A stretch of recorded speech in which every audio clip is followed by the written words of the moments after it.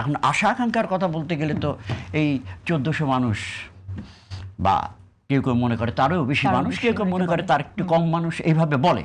কিন্তু শয়ে শয়ে যে মানুষ এতে খুন করা হলো, এদের পরিবারের জন্য যারা ক্ষমতায় ছিলেন তারা কতটা করেছেন, কি করেছেন, তার কোনো খতিয়ান, তার কোনো সেই বিষয়ে জবাবদিহি তার জনগণের কাছে স্পষ্ট হয়েছে কিনা সেটা নিয়ে একটা কথা বলতে হবে। হ্যাঁ, কিছু কিছু কাজ করা হয়েছে, কিন্তু সেটা কি যথেষ্ট? তো এদের আমি এই মুহূর্তে তাদের জুলাইয়ের শহীদদের প্রতি আমার শ্রদ্ধা জানাচ্ছি এবং তাদেরকে স্মরণ করছি, তাদের পরিবারের প্রতি আমি সহমর্মিতা জানাচ্ছি।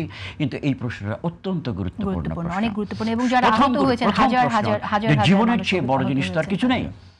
জীবনের চেয়ে বড় জিনিস, যারা এখন গণ অভ্যুত্থানে আবার সমালোচনা করে, যারা তাদের যদি ছেলে মেয়ে, তাদের যদি ভাই বোন যদি মারা যেত, আমার মনে হয় না যে একই যে ডিসকোর্সটা তারা পুনরুৎপাদন এবং পুনরুৎপাদন করে যাচ্ছে সেটা সেই রকমভাবে হতো না।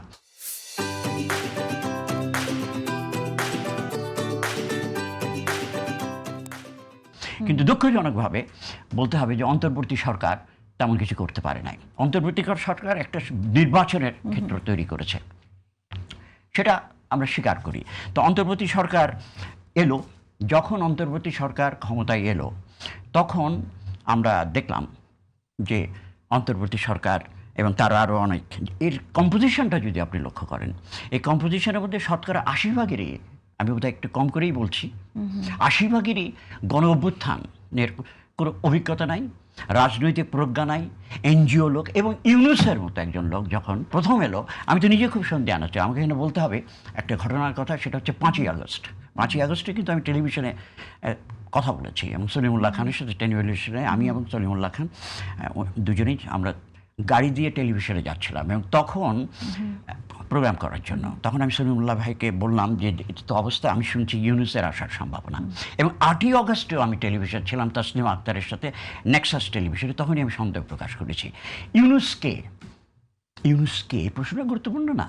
ইউনুসকে কি আমরা শুধু খণ্ডে দেখব নাকি ইউনুসকে আমরা সমগ্রে দেখব? একই প্রশ্ন আমি তুলি তো শেখ মুজিবুর রহমান সম্পর্কে। শেখ মুজিবুর রহমান কে, তাকে কি আমরা খণ্ডে দেখব না সমগ্রে দেখব? আমরা দেখি যে শেখ মুজিবুর রহমানের অবদানকে মুছে ফেলার চেষ্টা করা হয়, করা তো হয়, তার তো অবদান আছে।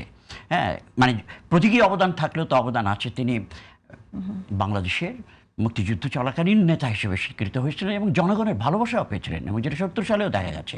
তো শেখ মুজিবের অবদানকে তো মুছে ফেলার পক্ষে আমি না, কিন্তু সেই অবদানকে, তার অপরাধকে বাদ দিয়ে তো মুছে ফেলা যাবে না। আপনি এক অয়ের কথা বলবেন, অবদানের কথা বলবেন, অপরাধকে আপনি ডেকে দেবেন এবং সেটা নিয়ে কথা বলবেন না, চুপ থাকবেন। তার অপরাধের মধ্যে তো ধরতে গেলে তো সেখানেও একটা গণহত্যার কথা বলতে হয়, গণহত্যার কথা হবে। শেখ হাসিনার শাসনামলেও মানুষ যেমন খুন করা হয়েছে, শেখ মুজিবের শাসনামলেও মানুষ খুন করা হয়েছে এবং 30,000 মানুষ কমপক্ষে খুন করা যায়। 1,000 না 2,000, বা একজন খুন করলেই যথেষ্ট। 1,000 না 2,000 না 30,000 মানুষ। তা আমি বলেছিলাম অনেক আগেই, আমি 2024 সালেই বলেছিলাম, অগাস্ট মাসে 15ই আগস্টে বলেছিলাম যে এই মানুষ যেগুলোকে খুন করা হয়েছে, এবং এটা তো এখন ডকুমেন্টেড হয়েছে, বদরুদ্দিন ওমর এটা নিয়ে লিখেছেন, শুধু বদরুদ্দিন না, আরও অন্যান্য বইও আছে যেখানে এই শেখ মুজিবুর রহমানের শাসনামলে যে সংগঠিত হয়েছে। তারপরে তো আমরা জানি একনায়কতন্ত্রটা, আমরা জানি যে তিনি পত্রিকা বন্ধ করে দিয়েছিলেন, আমরা জানি একটাই পার্টি ছিল, এবং আরও দুর্ভিক্ষ হয়েছে ভীষণ। মানে এটার তো একটা, এটাকে ধামাচাপা দিয়ে রাখা, ইতিহাসের স্বার্থে তো আমাদেরকে এটাকেও বিবেচনা আনতে হবে। সুতরাং অপরাধ এবং অবদানকে একসঙ্গে করে বিচার করতে হবে। ইউনুসের ক্ষেত্রে, ইউনুসের তো একটা রেকর্ড আছে।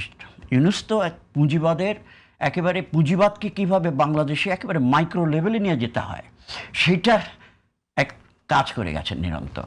কিন্তু আমাদের জুলাই গণঅভ্যুত্থানের পরে যে একটা শূন্যতা তৈরি হয়েছিল, সেই শূন্যতায় ইউনুসকে যখন করা হলো তখন আমরা বলেছি যে বাংলাদেশের জনগণ গেঁড়া কলে পড়েছে, যে ইউনুসের কোনো বিকল্প পাওয়া যাচ্ছে না, এরকম একটা অবস্থা তৈরি হয়েছে। বিকল্পটা হতে